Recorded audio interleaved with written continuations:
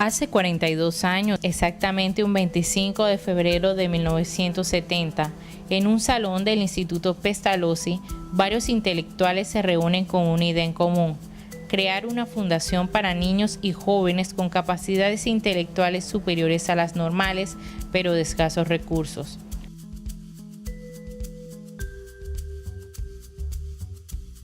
Los esfuerzos por que este sueño se consolidaran valieron la pena, cuando con el transcurrir de los años pasaron de un selecto grupo de 30 alumnos a un notorio aumento en su población estudiantil. Sin embargo, es hasta el año de 1979 que los alumnos de esta fundación recibieron un diploma como bachiller egresado, pues antes tenían que recibir diploma de bachiller por medio de la hoy Escuela Normal Hacienda, vecina de la institución. En el año de 1980 comienza la cosecha de triunfos, cuando es otorgado a la Fundación Humboldt la mención de honor a Andrés Bello a través del Ministerio de Educación Nacional y el IFES, por tener en sus instalaciones al mejor estudiante del país, Anthony Noriega. Las condecoraciones y los cosechos de triunfo siguieron en aumento para todos sus estudiantes, que por años consecutivos conseguían graduar a los mejores bachilleres del país, tanto que el Ministerio de Educación Nacional decide otorgar al mismo la condecoración Simón Bolívar en el año de 1989. Viendo cómo su proyecto de una fundación creada para alumnos con capacidades intelectuales extraordinarias ya había tomado forma y de manera exorbitante superaba sus expectativas, aquellos socios del Club Rotario de Barranquilla que se reunieron una vez en aquel salón del Instituto Pestalozzi deciden dejar tal fundación en manos del distrito, por lo que en el año de 1997 pasa de ser Fundación Humboldt a denominarse Instituto Alexander von Humboldt, que aún con el paso de los años sigue manejando su ideología, su misión y su visión: la excelencia en cada uno de sus bachilleres egresados.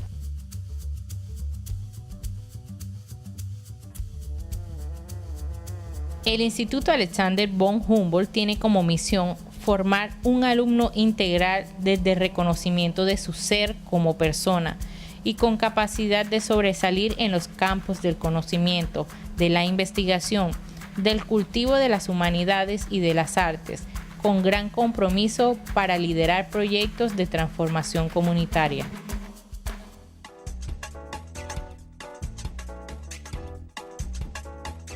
Nos visionamos como un colegio que desarrolla el potencial de estudiantes y de manera particular brinda respuesta a los que poseen capacidades o talentos excepcionales, a quienes se les debe responder con estrategias y metodologías innovadoras para ayudarlos a formar esencialmente como seres humanos, pero con gran capacidad de sobresalir en los distintos campos del conocimiento científico, las humanidades y las artes.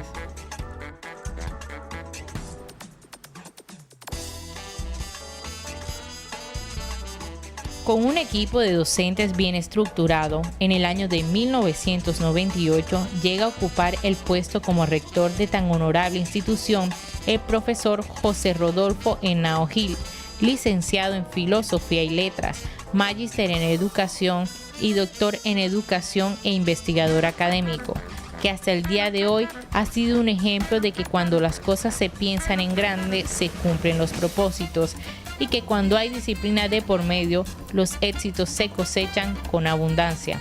Prueba de ello es la condecoración que recibe la institución, el Premio a la Calidad Educativa, otorgado por el Ministerio de Educación Nacional en el año del 2008, después de que el actual rector de una manera decisiva le apostó a lo público y se propuso junto a sus alumnos, padres de familia y comunidad de maestros y egresados sacar adelante a la institución y seguir ubicándola como una de las mejores del país, con nuevas características: ser una escuela integradora e inclusiva, como se denomina hoy según el decreto 366. En el año de 1998, usted recibe la grata noticia de formar parte de la institución como rector. ¿Qué significó para usted este nombramiento? Bueno, sinceramente representó un poquito de miedo, pero a la vez un, un tremendo desafío personal, porque pues había una característica en mí. Yo era papá de la institución y estaba viendo el momento que vivía el colegio muy crítico, y le aposté de que no obstante ese miedo podía asumir ese desafío, y no me arrepiento hoy. Realmente creo que respondí a ese desafío, respondí a lo que me demandó el haber sido seleccionado para llegar aquí. Y hoy pues, desde el año 98, hablando casi 14 años, o tal vez un poco más, puedo decir con orgullo: respondí a lo que me demandó la historia de la Humboldt, respondí a lo que me demandó el cargo como rector, no obstante que me implicó una serie de sacrificios de orden personal. Pues hoy tengo que decir, no me arrepiento en ningún momento, porque las cosas marcharon bien. Usted ha desempeñado un excelente papel como rector de la institución. Su paso por ella ha llenado a la misma de infinidades de éxitos, pero sabemos que no todo es color de rosa. ¿Cuáles han sido las dificultades que alguna vez lo han hecho pensar en desistir del cargo? Bueno, desistir hasta ahí yo no creo. Hubo un momento muy traumático, hubo dos momentos muy traumáticos que podríamos decir de orden exógeno. Una vez que hubo una pérdida económica, fuimos víctimas de un robo, que caramba, te lleva a ti con los esfuerzos que vienes haciendo, que te quiten lo poquito que tienes para un año, es bien difícil. Infortunadamente, eso se logró superar como he dicho yo, con esa gran comunidad de padres que tengo, porque un niño excepcional, un niño que tenga un talento excepcional, si no tiene una familia, si no se compromete, y cuando hablo de compromiso es en sentido integral. Primero, que se considere que ese muchacho demanda de muchas, no simplemente entregarle una hoja de papel y un lápiz para que estudie, sino que necesita muchas cosas. El nivel de exigencia es altísimo. Entonces, cuando tú te ves de pronto en un momento dado sin un peso, cómo coadyuvar, cómo formar, cómo ayudarlo, pues ahí es como el punto más traumático. Por eso puedo señalar que ese es uno de los puntos más difíciles. El otro estuvo asociado con un desastre natural, un tornado que vivió la institución, en la cual infortunadamente muchos de mis alumnos, 21 en total, sufrieron daños físicos, daños morales, daños psicológicos, pero que afortunadamente Dios permitió y las ciencias médicas estuvieran ahí. De pronto algunos no cumpliendo esos sueños que alguna vez trazaron, pero otros ya hoy, aún con alguna limitación o alguna inhabilidad física, hoy son exitosos, estudiantes exitosos. Tienen la vida, que es lo más importante. Pero hay elementos que son,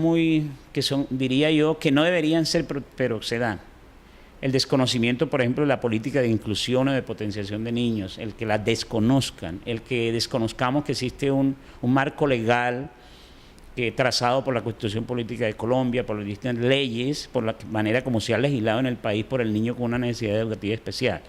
Entonces se plantean políticas de Estado que no son, primero, en algunos contextos son desconocidas, algunos funcionarios las desconocen, y desde ese punto de vista pues hay un peligro que es inminente de pronto de darte un tratamiento igual a todo el mundo, o considerar que este tipo de estudiante puede vivir con lo mínimo cuando él necesita lo máximo. Y estoy hablando en el plan económico, estoy hablando en el plan organizacional, en todos los planos posibles, y obviamente en el concepto de que es un mandato cuando tiene que ser no global sino específico. No es lo mismo manejar una población Down o una población con una necesidad educativa especial, un niño autista, que también decir, no es lo mismo hablar de un niño que por su condición natural puede llegar a ser un niño excepcional desde el punto de vista cognitivo, desde el punto de vista artístico, o en su defecto que Dios no lo dé como un genio, como un chico con superdotación, y en ese caso estamos hablando de una necesidad supremamente especial, porque desde las estrategias, desde los maestros, desde los acompañamientos, desde el currículo, desde la financiación, desde la necesidad de competencia, eso. Entonces se ve uno como muy limitado, entendiendo que estos chicos ellos demandan de mucha atención, no solamente en el plano cognitivo, sino en el acompañamiento que tiene. Yo, a modo de ejemplo, cómo mandar un niño a nivel internacional a que represente a Colombia cuando la situación financiera de su familia es precaria o por la escuela no puede dar respuesta. Entonces, en ese macro necesidad, esas distintas variables donde se debe de pronto mirar la institución desde una particularidad sin ser excluyente, obviamente. Pero sí, si yo tengo una población incluida que reúne esas condiciones, es deber del Estado, es deber de la familia, es deber de las instituciones, es deber del gobierno central, es deber de las localidades, es deber de los distritos o de los departamentos, de entender en su particularidad que esa institución debe darse en un tratamiento especial y no desconocer en ningún momento el marco legal desde el cual estas instituciones funcionan, en cualquiera, ya sea excepcionalidad hacia arriba o hacia abajo, y en esa condición comenzar a atenderlas como tal. Entonces, los retos y las necesidades sí se presentan y te llevan de pronto no a decir yo voy a renunciar, sino óyeme, qué difícil llevar una tarea como esta, llevar una institución como esta a los logros que tiene dentro de un marco de referencia tan difícil. Muchos de los alumnos de esta institución han sido destacados medallistas olímpicos a nivel nacional e internacional en química, física y matemática. ¿Cómo es la preparación y el apoyo tanto financiero como educativo que se le ofrece a estos alumnos? Bueno, un estudiante jumbolista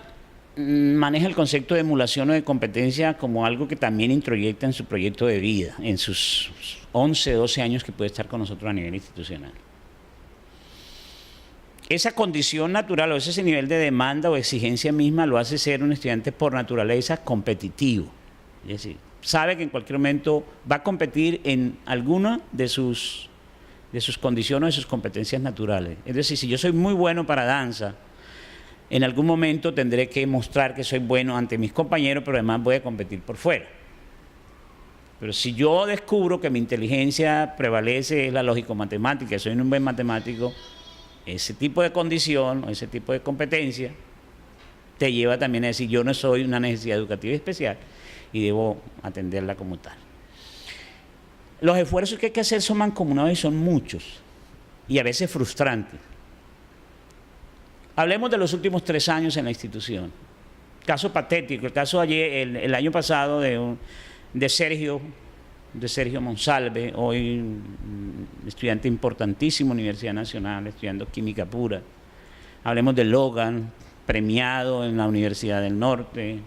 Hablemos este año de Jorge García, que es medalla internacional en física y astronomía. Mandar un chico a España, mandarlo a Portugal, mandarlo a Brasil, eso no consigue con un peso. Entonces, la institución, desde el recurso propio y el recurso más valioso, no desconozco lo poco o lo mucho que da el gobierno, porque obviamente llega, pero llega en desventaja porque nosotros somos muy poquitos estudiantes. Cuando tú trabajas con una institución de inclusión de cualquier tipo, no estoy hablando solo de excepcionalidad cognitiva o de talento, no, estoy hablando que cuando trabajas en instituciones de inclusión desde la disfuncionalidad cognitiva, motora, hay unas necesidades educativas especiales.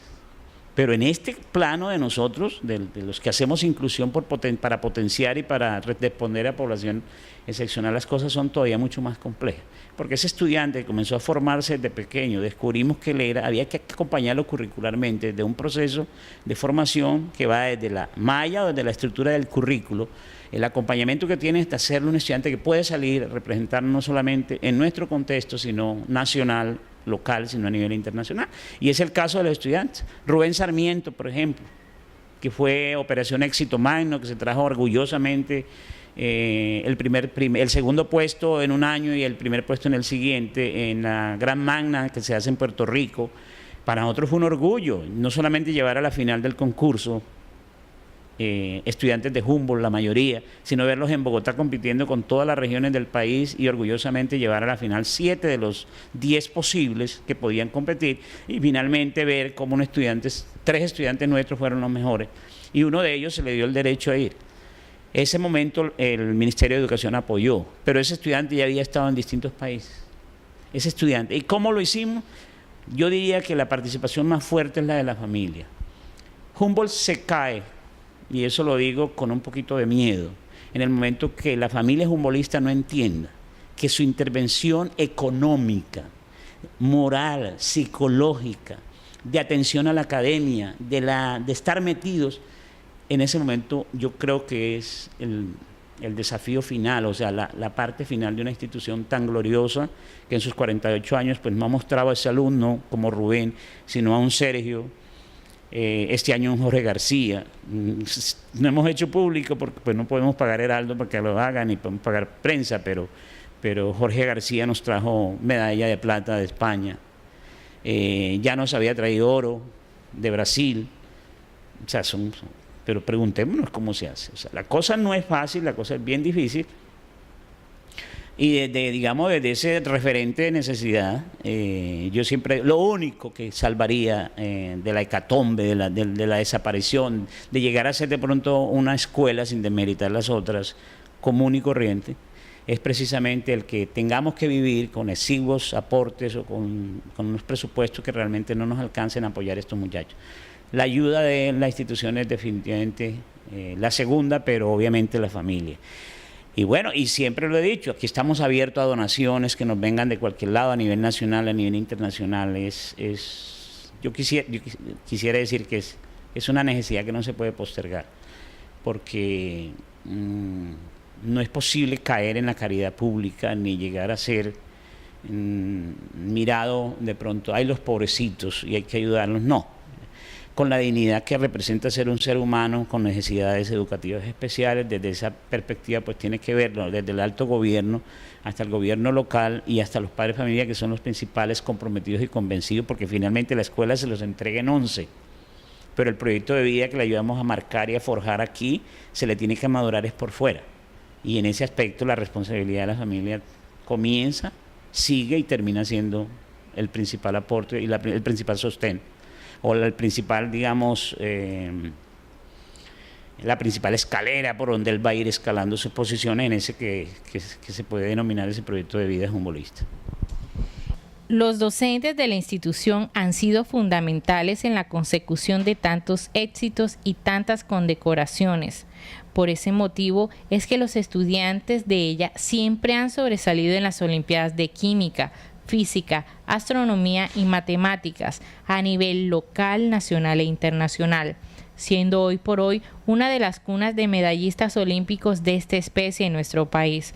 Un ejemplo claro es Rubén Darío Sarmiento, quien trajo para Colombia en el 2009 el primer puesto en la competencia internacional Operación Éxito Magna. No obstante, no todo es ciencias y matemática en este plantel educativo. Las artes también hacen parte fundamental de esta, en donde su grupo de danza ha ganado innumerables concursos a nivel intercolegial y más de un alumno ha sobresalido a nivel nacional en el ámbito musical por medio de un concurso de canto llamado Factor XS de un medio televisivo nacional.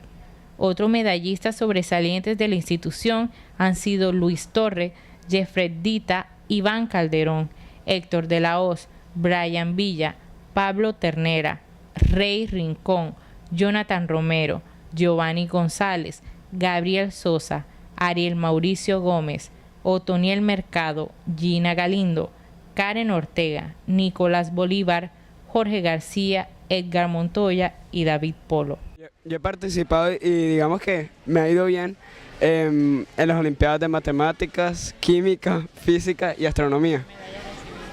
Bueno, en astronomía una mención de honor en una Olimpiada Internacional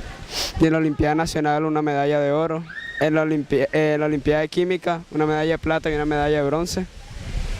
En la Olimpiada de Física, la Iberoamericana de Física, Olimpiada Iberoamericana de Física, una medalla de plata, y aquí en las nacionales mención de honor. Es por esto que el Instituto Alexander von Humboldt es un ejemplo de calidad educativa, convivencia e integración comunitaria, lo que le ha permitido que este centro educativo se mantenga en el estándar de los mejores colegios del país y como punto de referencia y emulación para instituciones de carácter privado de la ciudad y del departamento, convirtiendo el famoso refrán "no es cuánto se tenga, sino cómo se utiliza lo poco que tenemos para cumplir nuestros sueños" en la realidad de muchos, dentro y fuera de la institución.